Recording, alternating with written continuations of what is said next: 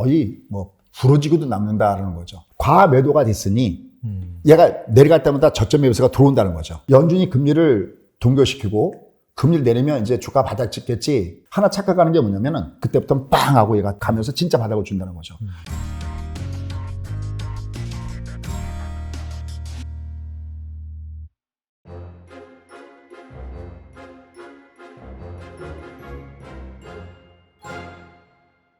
네, 김종철 소장님 모셨습니다. 안녕하세요. 네, 반갑습니다. 소장님 간단하게 소개 좀 부탁드립니다. 네, 벌써 30년이 지나갔네요. 둔팅이 생활 속에서 네. 실패해서 배우는 성공학. 항상 이걸 가지고 네. 여러분과 함께 어려울 때 더 옆에 있고 또 좋을 때도 항상 옆에 있으면서 항상 투게더 같이 가는 정신으로 증권계를 같이 살아가고 있는 김종철입니다. 30년이라고 하면 정말 뭐 네. 주식시장에 살아계신 역사네요. 그런가요? 근데 이런 30년 동안 오랜 그런 경력을 갖고 계신다면은 분명히 숱한 그런 하락장이라든지 힘든 장도 많이 겪으셨을 것 같아요. 근데 진짜 이 정도일 줄 몰랐는데 지금도 사실 거의 10년에 한 번 있을까 말까 하는 그런 변동성 장세, 하락장이잖아요. 그래서 뭐 갖가지 악재들, 러시아, 우크라이나, 그다음에 뭐 경기 침체다, 뭐 기준금리 인상이다, 여러 가지가 나오고 있는데 이런 상황에서 지금 남은 2022년 하반기 주식시장을 어떻게 전망하시는지 궁금합니다. 이렇게 보셔야 될 것 같아요. 일단 먼저 변동성은 하반기에 굉장히 심할 것 같습니다. 그러니까 상반기에는 변동성보다는 사실은 그냥 내리막길이었잖아요. 맞아요. 네. 그죠? 그래도 하반기에 좀 낫다고 느끼는 거는 위아래로 왔다 갔다 하는 큰 변동성이 지속될 가능성이 높다. 그렇다면 그 말씀은 즉슨 약간 바닥을 막 뚫고 막 내려가는 장세보다는 네. 현재 어느 정도 이런 바닥을 지지한 상황에서 좀 변동성이 좀 심하게 일어날 것이다. 그렇게 이제 보시는 건가요? 그렇죠. 그러니까 이게 네. 밑으로 훅 내려가는 상태 속에서 네. 이 앞에도 주가가 2,300을 순간 깬 다음에 2,540선까지 한 200포인트 올라갔었잖아요. 맞아요. 베어마켓의 이름으로. 그런 식으로 훅 깨면 끝났구나 하는데 튕겨 올라가고 야 그럼 이제 고생 끝난 거 아니야? 그럼 또 조정받고 그러니까 이렇게 보시면 됩니다. 축구공이 공중에서 땅에 떨어질 때 그냥 멈추지 않죠. 그렇죠. 공에 땅에 닿은 다음에는 통통통통 튀기고 네네. 또 내리꽂는 칼도 꽂힌 다음에 드르륵거리잖아요. 그런 과정이 될 텐데 그렇게 보는 이유가 일단 첫 번째는 글로벌적으로 워낙 큰 대형 변수가 코앞에 있어요. 아시다시피 지금 중국의 시진핑 시황제 3년임이 있죠. 맞아요. 네. 예, 이걸 앞두고서도 굉장히 그 이후에도 굉장히 변동성 줄 가능성이 굉장히 높고요. 그다음에 다음 달 11월 달 넘어가면 드디어 조 바이든 대통령이 중간평가 맞죠. 중간 선거. 네, 중간 선거있죠. 이거 아주 굉장히 큰 변수가 될 가능성이 굉장히 높죠. 네. 근데 뭐 거기 쪽 말고도 지금 우리 국내적 한반도 문제만 본다라도 북한은 거의 조만간 핵실험할 것이다는 얘기도 많이 나오잖아요. 그죠? 그러니까 이렇게 주변적인 변수가 굉장히 그 변동성을 동반할 수밖에 없는 이런 위치에 있다는 것이 이제 첫 번째 문제가 되겠고요. 네. 좀 더 이제 주식장으로 보면은 우리가 알아야 될 것이 뭐냐면 지금 우리가 TV를 켰다면은 제롬 파일 보잖아요. 맞아요. 네. 금리 어떻게 되는가. 네네. 또 FMC 보고 그러지 않습니까? 그럼 온통 모든 사람의 쏠림 현상이 금리 쪽으로 가 있잖아요. 근데 이제 이 금리 쪽에 가 있는 이 관심사가 올 하반기, 특히 내년을 보면은 이제 금리는 별로 관심이 없을 것 같아요. 금리 쪽보다는 네. 이제는 경기 쪽이 최대 관심사가 될 가능성이 굉장히 높다. 이렇게 얘기할 수 있습니다. 네. 지금 미국의 금리가 3.25잖아요. 네. 그럼 이제 이번에 11월, 12월 만약에 얘들이 금리를 뭐 4%가 됐던 아니면 그보다 더 올리던 결국은 올해 4.4, 내년 4.6이라는 얘기는 5.0을 보는 거잖아요. 그럼 이제 올라갈 수 있는 폭은 어때요? 별로 크진 않죠. 그렇죠. 네. 그리고 이미 주가는 선행성이 있으니까 이미 주가가 그거를 악재를 딛고 상당히 많이 반영이 된 상태가 될 거란 얘기죠. 그럼 이제 그것에 따라서 이제 더 이상 연준은 금리를 덜 올릴 거야. 이제는 그렇게 긴축적으로 가지 않을 거야 하고 마음을 놓고 있는데 그 사이에 계속해서 나올 뉴스의 화제가 바뀐다는 거죠. 경기 침체다 뭐다. 네. 보통 우리가 금리를 올리면은 한 6개월 정도 이후에는 그게 경기에 반영되는데 벌써 금리를 3월 달부터 올렸으니까 이게 벌써 이제 9월이 지났잖아요. 10월 달이니까 더욱더 이 금리 올린 것에 대한 이런 작용들이 분명히 나올 것이다. 그러니까 이제 모든 화제의 중심이 하나의 그 경계에서 금리 쪽으로 나갈 수 없다. 이렇게 할 수 있습니다. 근데 이제 혹자는 이거 여전히 이제 투자자분들이 이런 시각들이 서로 차이가 있는데, 그래도 뭐 그렇게 경기 꺾이겠어. 왜냐면 아직까지는 또 이미 나빠왔고, 뭐 여기서 더 나쁘겠어. 그런데 그렇지 않습니다. 한번 준비된 자료 화면 보면서 설명을 좀 드리도록 하겠습니다. 네. 한번 자료 화면을 보시면은, 이게 미국의 연준의 금리 사이클이 여기 지금 파란색 선, 네. 요 라인으로 지금 보여주는데, 한번 보시면은, 2000년도에 우리가 소위 얘기하는 IT 버블, 2001년도에 9.11 테러 이후에 금리가 위에서부터 급속도로 꺾어져 내려갑니다. 이게 상단의 금리가 6.5 정도였었는데 이게 지금 1%까지 급격하게 빠지거든요. 네. 근데 이제 1%에 있는 상태 속에서 그 다음에 굉장히 놀랄 일이 생깁니다. 어떻게 보면 지금하고도 많이 우리가 유사한 분이라고 할 수 있는데 금리가 1%에서 지금 5.25로 올라가잖아요. 네. 근데 이게 불과 얼마 만에 올라가느냐? 딱 2년 만에 이만큼 올라갑니다. 그때도 상당히 가파르게 올랐네요. 그렇죠. 여기 지금 단계를 보면 이거 마치 아마 걷기 좋아하시고 운동하시는 분들 남산에 계단 올라가는 것과 똑같죠. 진짜 쭉 가지 않습니까? 네네. 이때 무려 2004년도 6월부터 2006년도 6월까지 2년 동안의 금리를 연속적으로 FOMC 회의가 열릴 때마다 17번 계속 올립니다. 너무나 가파랐죠. 하지만 이때는 그래도 기본은 베이비 스텝 0.25였어요. 맞아요. 네. 어쨌든 굉장히 가파랐거든요. 그러면서 여기서 아시다시피 2008년도에 글로벌 금융위기 왔죠. 네. 한번 보십시오. 여기 급속도로 금리가 떨어진 거 보이시죠? 네. 이거 왜 그러냐면 이때는 뭐 미국까지도 쓸어 넘어질 수 있는 부분이니까 야 이거 이러다가 진짜 전체 세상이 망하는 거 아니야 라고 그런 분위기가 있었어요. 맞아요. 근데 이때 굉장히 중요한 게 있었어요. 많은 경제학자들이 이런 생각을 했어요. 야, 이 후유증은 여기서 금리 너무 빨리 올려서 그래. 이제 앞으로 금리는 절대 빨리 올리면 안 돼. 그랬거든요. 근데 보세요. 여기 금리가 1%에서 5.5이면 대략 한 4% 올라갔잖아요. 네. 지금 우리 금리 3월 달부터 올렸잖아요. 미국이요. 네. 금리가 제로금리였었잖아요. 네. 지금 조만간 11월, 12월 금리 몇 %대 갑니까? 거의 한 4%. 4%대 가죠. 네. 그러면 제로에서 4% 가는데 2년 동안 올라갔을 때도 이 문제가 터졌는데 한번 생각해 보시죠. 이게 완전히 절벽 오르기죠. 그렇죠. 1년 만에 이렇게 빠르게 금리 올린다 그러면은 이거 뭐 거의 뭐 부러지고도 남는다라는 거죠. 그래서 일부에서는 월가서 이런 얘기합니다. 제롬 파일은 사람을 2번 죽일 수도 있다. 한 번은 인플레가 나타났을 때 이 인플레가 이거 일시적일 거야. 지나갈 거야. 이런 얘기를 하면서 늦게 대응해서 많은 사람들을 고통으로 몰았는데 맞아요. 또 요번에는 이게 뒤늦게 하다 보니까 어떻게 합니까? 빨리 또 전환시켜야 되죠. 네. 여기 또 너무 빨리 금리를 올리면서 경기를 다시 회복될 때까지 얼마나 많은 희생들이 뒤따라할 것이냐. 그러니까 사실 올 하반기와 내년에는 가장 많이 거론되는 것이 이제는 금리에서 경기로 어떤 핵심의 의미 바뀔 것이다. 이 그래프를 보면 명확하게 알 수 있다라는 겁니다. 그 다음에 이제 굉장히 중요한 문제가 있습니다. 그 문제가 뭐냐면 이제 저의 전공, 네. 실패해서 배우는 성공학. 네. 그래도 저희가 그 2020년도에 3월 달에 코로나19 사태 때 장이 바닥을 치면서 올라갈 때 저희가 대략 한 2years는 갑니다 그러면서 굉장히 밀어붙였다가 저희가 작년서부터는 작년 특히 9월이 아마 뭐 저를 아시는 분들 기억이 많이 나실 텐데 작년 특히 9월 달부터는 아주 우리나라 장이 위험합니다. 우리 장이 얼마나 위험하냐면 중국보다도 더 위험합니다 그랬거든요. 그게 이제 중국이 그때 막 홍다 문제 있었고 중간에 전기불 나간다고 한참 그러던 문제가 있는데 거기보다도 더 나쁩니다라는 말씀 드렸거든요.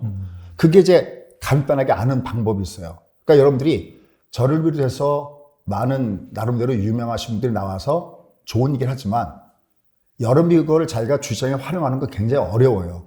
그리고 누구나가 자기한테 유리한 얘기를 듣고 싶기 때문에 그걸 내가 판단할 수 있는 좋은 기준이 뭐냐라는 거죠. 네. 그걸 제가 준비해 봤는데요. 이 그림입니다. 한번 보시면 여기 주가가 이제 2020년 3월달 주가 올라갈 때 보면 이렇게 쭉 올라가는 거 보이시죠? 네. 그리고 여기 내려가는 거 보이시잖아요. 네. 근데 제가 만약에 지금 이 달란트 투자를 보고 계신 분들한테 여러분들 주가가 올라가려면 요 빨간 열차가 빨간 이 양봉이 요 레일이라고 표현하거든요. 보통 저는 열차가 달 때 레일 위에 달립니다라고 교육을 하고 있고 네. 제가 뭐 교육이 벌써 30년 이상이니까요. 네. 그다음에 이게 지금 녹색으로 표시됐지만 사실은 이 파란색이거든요. 이게 과열일 때 나타나는 신호거든요. 그래서 얘가 이렇게 파란 이 열차가 이 레일 아래로 나갈 때 위험합니다. 그러는데 이게 이제 작년에 9월 달 이후에 특히 이런 현상이 발생된 거죠. 그러니까 이걸 뭐라고 하냐면 추세라고 하는 거죠. 그렇죠. 그러니까 네. 얘가 위에서부터 딱 꺾어져 내려갔을 때 이때부터 우리는 계속 캐시 그리고 신용하지 말자 올라갈 때마다 때려야 된다는 얘기를 계속 했던 거죠. 그게 벌써 한 1년 정도 됐어요. 그래서 제가 이제 한국정대 TV에서 특히 제가 간판이 국고초 방송하는데 하도 방송에서 얘가 아직까지 아닙니다 하다가 너무 미안해갖고 제가 이런 적이 있어요. 사회자하고 신군이 이 사회를 보는데 네. 제가 신군한테 오늘도 아닌데 뭐라고 얘기할까 그래갖고 어떻게 해야 되냐면 제가 이렇게 했어요. 좋은 거 하나 있고 나쁜 거 하나 있는데 뭐부터 얘기할까요? 그게 이제 좋은 게 뭐냐면 많이 빠져서 올라갑니다. 그게 반등이라는 거죠. 근데 나쁜 거 하나는 정말 미안한데 아직은 아닙니다.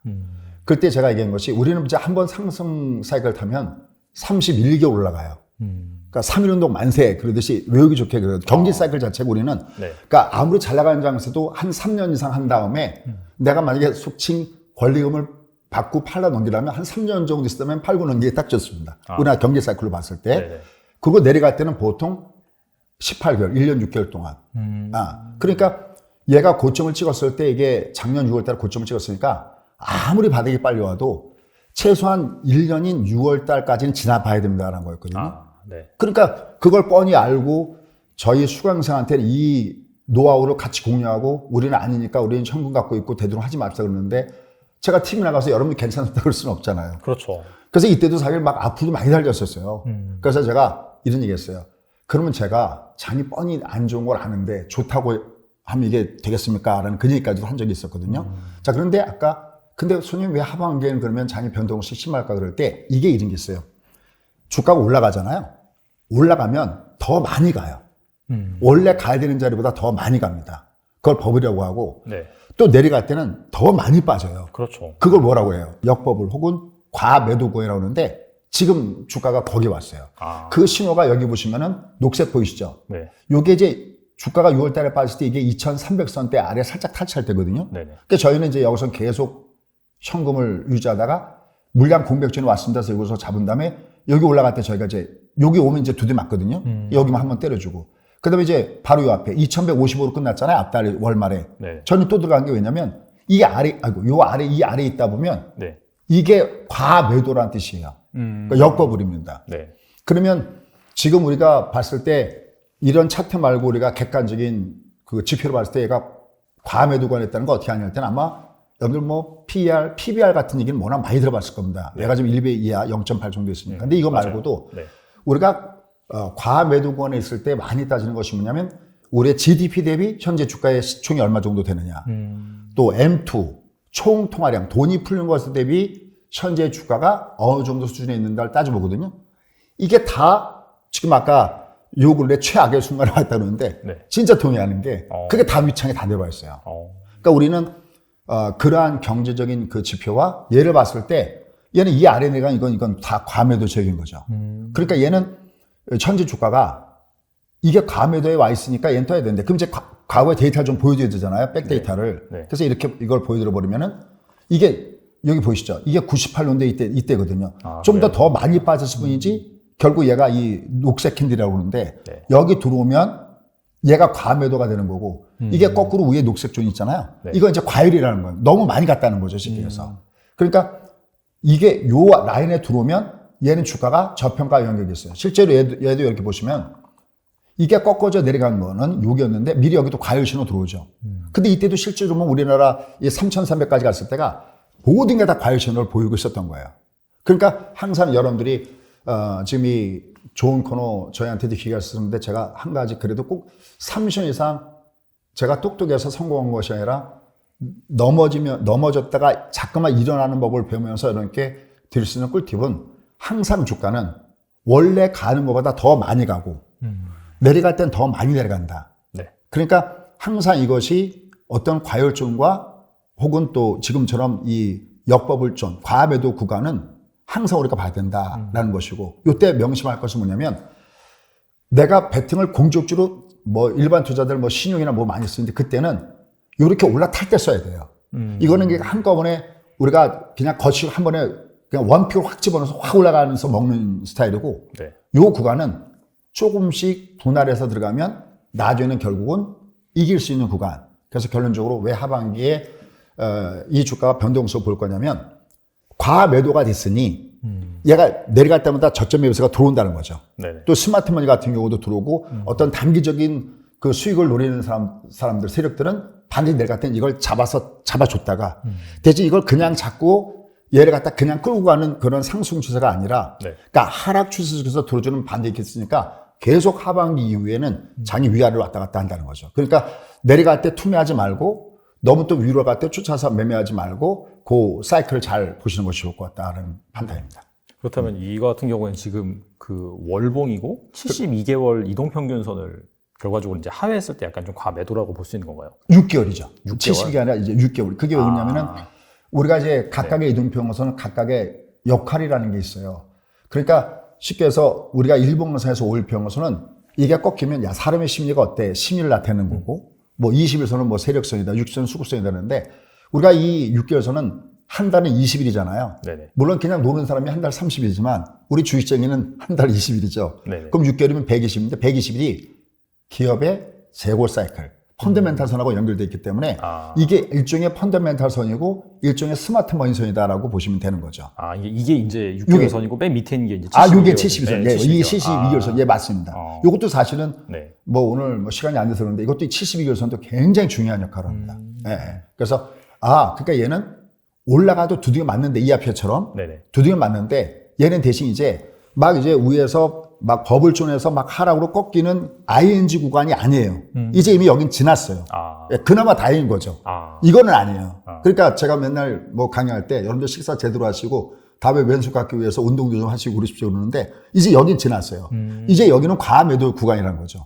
다만 여기서 아까 얘기했던 대로 추공이 이 멈추려면 그냥 닿자마자 뛰는 게 아니라 우리가 바닥에서 천장 없다고 하잖아요. 그렇듯이 얘가 왔다 갔다 하는 변동성이 아까 국제 정세나 주변 여건이나 이걸 가지고 많이 왔다 갔다 했구나. 그러니까 어떻게 보면은 하반기 이후에는 우리가 보통 이렇게 얘기하죠. 저점 매수, 고점 매도 이런 얘기 하잖아요. 네. 이런 구간이 그래도 어느 정도 가능한 구간이다. 그러나 그것은 추세적인 돌림은 아직은 미안하지만 그건 아니다. 왜냐하면 이게 여기 올라타려면 여기 지금 보시면 얘가 이게 몸통이 올라타잖아요. 네. 그럼 얘가 여기처럼 8월 달처럼 얘가 여기까지 갖다 놓고 그 다음에 올라탈 수가 있잖아요. 네. 이건 지금 여기 올라타봤자 이게 몸통이 올라타진 않잖아요. 그러니까 한참 멀은 거죠, 아직까지.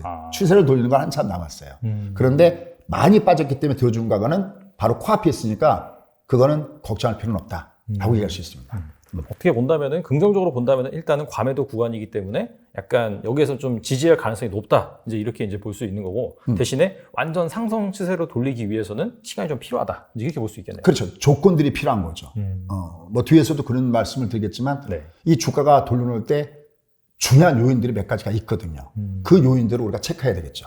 네. 그렇다면은 그 요인을 알아보기 위해서 다음 질문을 드려볼 텐데 네. 그 시장 참여자들이 이제 대부분 금리 인상 끝자락, 금리 인하하는 시점 그때쯤 이제 바닥 찍고 이제 반등할 거다. 뭐 그런 얘기를 많이 하고 있거든요. 그렇다면 이제 소장님께서는 어떻게 생각하시는지 좀 궁금합니다. 그거는 네. 제가 이렇게 말씀드릴 수 있겠어요. 일단은 방향을 잘 잡았다. 어떤 방향을 잘 잡았냐면 여러분들 2020년 3월 때 주가가 코로나19 사태 때 주가 올라갈 때 있잖아요. 그때 일반 투자자뿐만 아니라 많은 소위 얘기하는 그 뭐라고 표현할까요? 나름대로 그래도 그러신 분들도 올라갈 때 제대로 들어가지 못했던 가장 큰 이유가 있었어요. 그게 뭐냐면 주가가 밑에서도 위로 올라갈 때 야 코로나가 19가 아직까지 이렇게 있고 경기도 안 좋은데 주가가 바닥 치고 올라가겠어? 여기에 꽂혀 있던 거예요. 그러니까 펀더멘털에 꽂혀 있었던 거죠. 네. 근데 절대 앞으로 여러분들이 주식 투자할 때 재테크 투자할 때는 절대 그러시면 안 돼요. 항상 주가가 내려가다가 바닥을 찍을 때는 경기가 바닥에서 바닥을 주는 게 아니라 금리가 바닥이어야 바닥을 주는 거야. 그러니까 경기는 나쁜데 야 경기 갖고 되겠었는데 이미 금리가 바닥인 바닥인 거고요. 또 뒤집어서 얘기했을 때 한참 올라갈 때 주가가 빠지잖아요. 이제 금리 올리고 주가가 빠져요. 그러면 이제 경기 지표를 보면 나온 지표 괜찮거든요. 그럼 이제 TV에 나와서 뭐 저도 TV 나오고 있지만 TV 나와서 하는 분들 좀 이제 그런 쪽으로 배우신 분들은 어떤 얘기를 많이 하면 이거 경기 괜찮아. 괜찮아. 이거 내려가도 올라갈 거 아닙니다. 모든 재테크에서 최소한 주식은 바닥을 찍을 때는 그러니까 경기가 바닥을 찍으면 이미 다 보이는 겁니다. 네. 금리가 바닥을 찍었을 때 그때 이 주가는 바닥을 찍고 같이 가는 거고 경기는 살아 있어도 금리가 이미 높아지면은 주가는 밑으로 급락을 먼저 내려간다는 거죠. 아마 여러분들 뭐 유동성 장세, 금융 장세 이런 얘기 들어보셨을 거예요. 그게 바로 경기 바닥보다 먼저 오는 거고요. 그러면 꺾을 때는 역금융이라고 하잖아요. 그러니까 높은 금리 때문에 지금 경기가 괜찮지만 나중에 경기는 꺾어질 거라는 것이 미리 반영되기 때문에 일단은 포인트는 잘 잡았는데 거꾸로 하면 그거 잘못하면 그거 깡통 당합니다. 지금 방금 말씀하셨던 그 내용이 야 이제 연준이 금리를 동결시키고 금리를 내리면 이제 주가 바닥 찍겠지. 이게 왜 잘못하면 큰일 나냐면 아까 제가 전반부 얘기했던 대로 현재 주가 위치가 바닥에 있잖아요. 굉장히 과매도해. 그러니까 얘는 조그만 모멘텀만 있으면은 얘는 주가는 밑에서 끌어올릴 수 있는 이런 여건은 돼 있다는 거죠. 그런데 하나 착각하는 게 뭐냐면은 이 금리가 상단에 있다가 얘가 꺾어질 때가 바닥이 아니라 금리 자체가 바닥에 와야 돼요. 그러니까 절대 수준이 낮아야 된다는 거죠. 근데 지금 연준이 금리 올리겠다는 것은 최소한 4,대이고 5,대잖아요. 그럼 여기서 금리를 내릴 때 어떻게 보세요? 금리 내릴 때 올릴 때처럼 0.5, 0.7 팍팍 내릴까요? 코로나 터지지 않으면 힘들겠죠, 사실. 그게 아니겠죠. 그러니까 0.25식으로 내릴 때는 슬로우로 내릴 거 아닙니까? 그러면 여전히 수준이 높은 거예요. 그러니까 우리가 착각하지 말한 것은 얘가 이제 금리를 내리기 시작하거나 이제 금리를 더 이상 안 올릴 거라고 느끼는 순간 장은 분명히 어떤 모멘텀을 줄 거로 봅니다. 왜냐하면 이미 얘는 과매도에 있어요. 너무 많이 얻어 터져 있으니 네. 그건 아주 좋은 발상의 전환인데 대신 금리의 수준이 낮아야 된다. 왜냐하면 굉장히 중요한 얘기를 하는데 우리가 이제 주가가 무엇이냐를 비교할 때 보통 제가 찬물 더물 이론이라고 얘기하거든요. 아까 2020년도에 장이 갈 때 왜 내놓으라는 사람들 이렇게 많이 틀렸느냐. 이 사람들은 경제만 포커스 맞춘 겁니다. 근데 그게 아니라 주가는 가장 큰 거는 금리와 경기의 합으로 이루어져요. 그러니까 2020년도에 경기는 안 좋아서 세수대 물이 찬물이었잖아요. 하지만 찬물이었는데 여기다 금리를 내리니까 자꾸만 더 물을 붓는 거죠. 그럼 이때 금리가 얼마 있으면 2.5였었거든, 기준금리가. 처음에 금리 내릴 때 주가 같이 빠졌어요. 근데 얘가 2.5에서 내리고 내려서 금리가 제로 수준에 갔어도 제대로 안 움직여갖고 아시죠? 그때 양쪽 완화도 또 했고 맞아요. 회사채 매입도 했었잖아요. 그러니까 계속 금리라는 물을 더운 물로 바꿔주면서 얘에서 경기라는 것이 마이너스 5에 해당한다면 얘가 높은 상태에서 만약에 내려도 플러스 2, 그럼 아직까지 마이너스잖아요. 이게 더 내려서 플러스 5까지 해서 미지근한 물이 되고 또 회사채니 아니면 양쪽 하나까지 해서 플러스 10이 되니까 합이 플러스 되니까 올라간 거예요. 그러니까 얘의 수준이 낮아야 우리가 지금 바라는 다시 부자 되기 프로젝트가 되는 것이지 얘가 올라갔다 금리를 내리기 시작하면 그때부터 주가가 완전히 이거는 또 아니다라는 거죠. 그거를 하나를 알 수 있는 그 부분들이 있는데 그게 뭐냐면 제가 그림 하나 또 한번 보여드리겠습니다. 자, 그림 하나 이렇게 보시면 요 그림 잘 보십시오. 자, 보세요. 지금 그 질문은 뭐랑 똑같은 거냐면 자, 여기 지금 2008년도에 리먼 사태가 터진 다음에 주가가 쭉 올라가잖아요. 네. 이게 언제까지 올라간 거냐면 2018년도까지 올라갑니다. 이 중간에 한번 막힌 게 2015년도 12월 달에 제니 옐런 시절인데 처음으로 금리 올리잖아요. 맞아요. 네. 그럼 이제 이렇게 질문하는 것과 똑같아요. 막 주가가 올라갈 때 저한테 수재님 주변에서 많은 사람들이 올라가다가 미국이 금리를 올리기 시작하면 주가는 빠질 것 같은데 어떻게 생각하십니까? 하는 질문하고 똑같아요. 그럼 제가 똑같이 얘는 한번 왜냐면 얘가 여기를 끌어올렸던 원동력이 금리 때문에 올라갔으니까 금리 올리면 그 플러스적인 요인이 마이너스 요인으로 내려가는 거니까 주가가 빠지겠죠. 거꾸로 얘도 지금 주가가 확 빠질 때 고금리 때문에 지금 빠졌잖아요. 네. 그러면 금리를 내리거나 그러면 얘가 내렸듯이 거꾸로 얘는 어떻게 될까요? 거꾸로 들어주겠죠. 근데 이제 이때 내려갔을 때 이제 여기서부터 중요합니다. 이거 왜 그다음에 왜 올라갔느냐? 여기 이때는 2015년도에 제로금리에서 금리 한 번만 올렸는데도 주가 이렇게 박살나게 빠졌는데 그다음에 2016년도에 또 한 번 올리고 특히 2017년도에 금리를 무려 4번 올립니다. 근데 4번 올리는데 딛고 가고. 왜냐면 간단해요. 뭐 복잡하지도 않습니다. 세트에 물이 있는데 금이란 물이 더운 물의 역할을 하다가 금리 올리니까 찬물로 바뀌었잖아요. 그러면 아까 제가 세트에 금리 말고 또 하나 뭐가 있다고 그랬죠? 경기라는 것이 하나가 더 있다고 그랬잖아요. 네. 근데 금리는 찬물로 바뀌는 동안에 뭐가 더운 물로 바뀌었냐면 경기라는 물이 더운 물로 바뀐 거죠. 왜? 2017년도에 미국 대통령 트럼프였잖아요. 네. 감세 정책 썼잖아요. 기업의 실적이 어떻게 됐어요? 가만 앉은 자리에서 팍팍 늘어나죠. 네. 그러니까 금리는 만날 수 있는 요인이어도 예를 들어서 기업의 실적이 좋으니까 빡 하고 올라간 거죠. 그럼 거꾸로 요번에 얘가 방금 지적하신 대로 이제 금리를 내리면 어떻게 될까 할 때 당연히 올라가죠. 왜냐면 얘 때문에 얘가 가장 빠진 주요한 원인인데 얘가 제거니까 올라갈 거 아닙니까? 그렇죠. 근데 얘가 쭉 가려면 아까 얘기했던 대로 쭉 가려면 금리로 인한 플러스적인 이 더블의 효과가 이제 내년부터 뭐가 꺾어지냐면 아까 설명드렸듯이 경기가 꺾어잖아요. 실적이 경기가 그렇죠. 안 좋으니까. 기업체 실적이 나빠지고 네. 경기가 꺾어지거든요. 얘 플러스적인 요인보다 얘가 순간 긍정적으로 작용하면서 들어주지만 만약에 경기가 내년 이후에 부러지는 현상이 굉장히 심하게 나타난다면 얘로 끌어도 물의 온도는 어떤 물이 될까요? 찬물이 되는 거죠. 그러니까 여기가 잠깐 내렸다가 올라갔듯이 얘가 들었다가 빠질 가능성이 있으니까 그래서 내년에는 이 경기가 어떻게 되는가를 우리가 뚜렷하게 봐야 되는 이유가 바로 여기 있다는 거죠. 여러분들 잔들까지 하려면 이런 메커니즘. 근데 어려운 이론은 아니잖아요. 얘가 그렇죠. 단순한 단순한 거죠. 항상 그래서 제가 매우 심플하다라고 하는데 복잡한 것은 제가 맨날 너무 아픈 사람은 사랑이 아니고요. 너무 복잡한 기법은 네. 기법이 아니다고 하는데 요걸 이게 이제 빅픽처의 그림인 거죠. 요 그림을 잘 이해하시면서 매매하시는 것이 굉장히 제가 생각할 때는 중요하다라고 판단되고 있습니다. 정리를 해보면 일단은 금리가 확실히 좀 인상이 끝나고 인하하는 그런 시점에 단기적인 그런 증시를 들어올리는 모멘텀은 될 수 있으나 중요한 거는 이 경기라는 내지는 기업의 실적이라는 이런 부분들이 중요하기 때문에 여기에서 만약에 지지 못해주고 또 꺾어진다면은 단기적인 반등에 불구하고 또 빠질 수 있다. 그렇죠. 왜냐하면 그러니까 우리가 그걸 이제 베어마켓 릴리다라고 얘기를 하는데 그러니까 이제 그때 시장은 똑똑하니까 또 얘가 이제 반응을 하는 거죠. 이 금리를 내리는 속도가 만약에 우리가 지금 이렇게 했지만 다시 또 제롬 파일이 또 다시 미친 듯이 이번에 네. 올릴 때 미친 듯이 올렸듯이 이거 내가 잘못했구나 그래서 미친 듯이 또 내리면 얘가 갑자기 더 물을 붓는 속도가 더욱더 강해지면 얘가 달라질 수 있겠죠. 네. 다만 지금 그냥 막연하게 금리를 이제 내리시가면 이제 나 고생 끝났어. 이렇게 생각하는 건 굉장히 위험한 사고방식이라는 거죠. 예. 아까 거꾸로 주가가 위로 나가다가 금리를 올려도 딛고 가듯이 얘가 금리를 내려도 딛고 내려가는 그러니까 주가는 항상 2단 저침이 있다는 거 보셔야 돼요. 항상 금리 때문에 올라가다가 한번 제꼈다가 그러니까 한 번 제끼고 또 다시 이제 주가가 상단에서 제끼듯이 항상 금리와 경기 때문에 2단 저침이 있다는 것을 염두에 두는 것이 여러분이 진짜 재테크할 때 주식으로 부자 되려면 이런 정도의 맥점을 알고 해야 된다는 거죠. 다만 그래도 현재 주가 위치가 워낙 앞에 있지만 과매도 구간에 있기 때문에 여기서 금리 인하에 대한 그런 얘기가 있다면 당연히 주가는 일단 순간적으로 강한 반등을 줄 가능성이 높다. 이렇게 얘기할 수 있겠습니다. 그렇다면 뭔가 이제 증시가 이 대세 상승으로 돌아서는 그런 구간까지 올라가면은 결과적으로는 금리 인하 초입이 아니라 좀 상당 부분 좀 금리를 내렸을 때 약간 좀 경기가 바닥을 쳤을 때 그때가 될 가능성이 높겠네요. 그러면 그렇죠.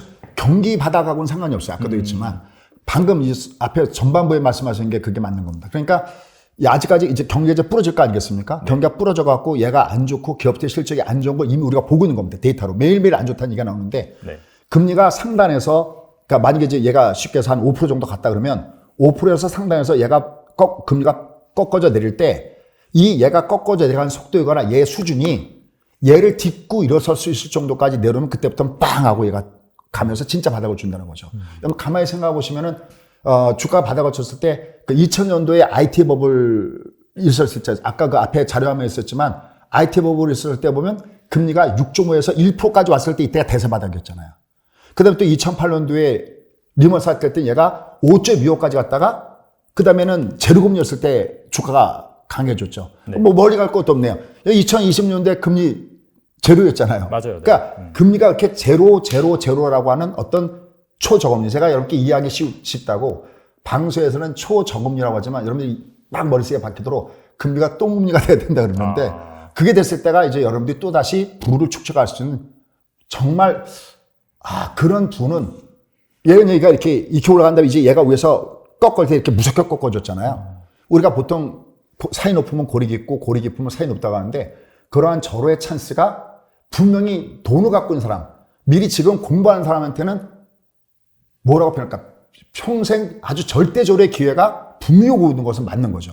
하지만 그 컨디션이 만족을 해야 되는데 아직 지금의 그 컨디션은 아직은 그건 아니라는 거죠. 알겠습니다.